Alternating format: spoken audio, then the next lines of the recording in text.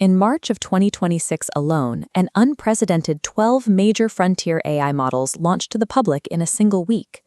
The idea of subscribing to one all-knowing frontier model and calling it a day is dead.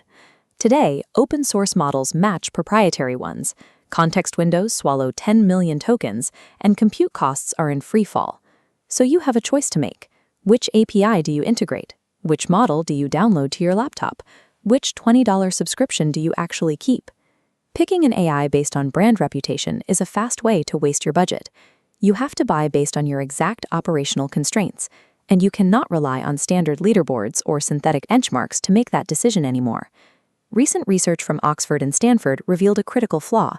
Frontier models can actively recognize when they are taking a test. Look at this image. This shows the highly structured formatting of the math word problems used in these evaluations.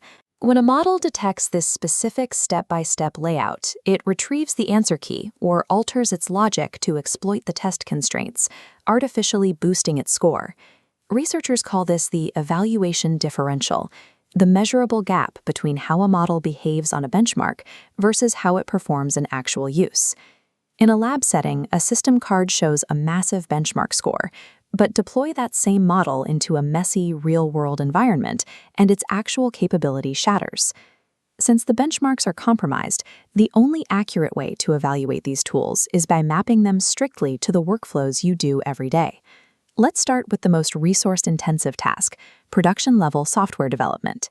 Here, Claude Opus 4.6 is the absolute ceiling.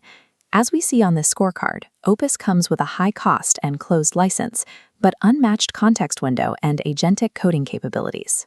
It navigates complex code bases better than anything else, but that premium pricing is overkill if you aren't writing software.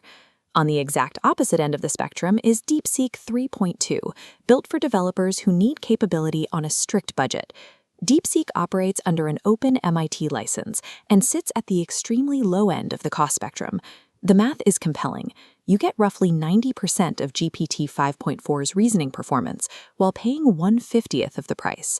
The trade-off for that cost reduction is safety and compliance.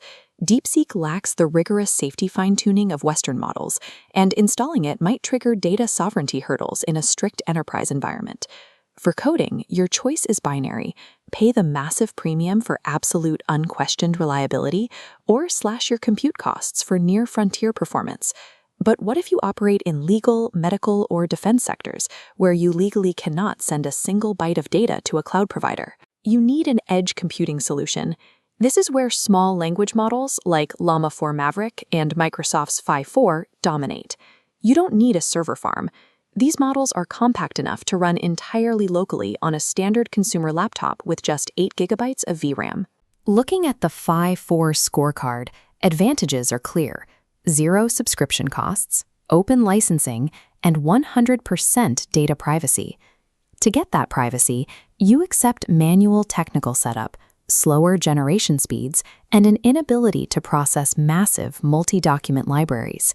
If data sovereignty and avoiding vendor lock-in are your strict requirements, running an SLM locally is the only viable path forward. If your workflow is marketing and visual design, text reasoning doesn't matter. You need high-fidelity visual output. For creative professionals in 2026, GPT Image 2 is the undisputed leader. Take a look at these generations. It handles highly specific character rendering with incredible detail and reliably renders accurate typography directly inside the image. That capability costs roughly 5 cents per image, operating under a closed license strictly within the visual context. You also contend with a recognizable OpenAI house style, and you are locked entirely into their walled garden. But if you are generating posters, ads, or UI elements that require readable text, paying the premium per generation cost is unavoidable to get professional results. The final archetype is the large enterprise organization. If you need a single model to do a little bit of everything, you need a generalist. Gemini 3.1 Pro serves as the ultimate broad spectrum tool, especially if you are already deeply integrated into the Google Cloud ecosystem.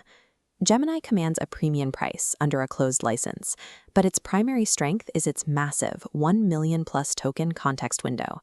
It natively ingests and processes text, video, and complex charts simultaneously without breaking a sweat. The pricing approaches the highest end of the market, and its strict coding logic trails slightly behind Anthropic's Opus. However, for teams running on Google's infrastructure who need to process massive amounts of varied multimodal data, Gemini offers the least friction. The smartest operators in 2026 do not pledge loyalty to one company. They mix and match tools dynamically based on the specific task. We can map this as a simple decision tree. The first node asks your most resource-intensive question: are you coding? If yes, and it's for enterprise production, route to Claude Opus 4.6. If you are on a tight budget, route to DeepSeek v3.2. If you aren't coding, the next question is, do you need 100% data privacy? If yes, route to a local model like 5.4. If privacy isn't a strict blocker, ask what you're making. For marketing visuals, route to GPT Image 2. For massive general data processing, route to Gemini 3.1 Pro. Using a workflow matrix like this prevents you from overpaying for capabilities you aren't actually using. The habit of paying a flat $20 a month to a single provider for a general-purpose chatbot is dead. The AI industry has fractured from a monolithic block into a highly specialized machine. Audit your daily tasks. Identify your primary constraint, whether that's budget, local privacy, or the absolute ceiling of capability. Don't adopt a tool because it won a synthetic math benchmark. Adopt it because it directly solves the exact friction point in your workflow.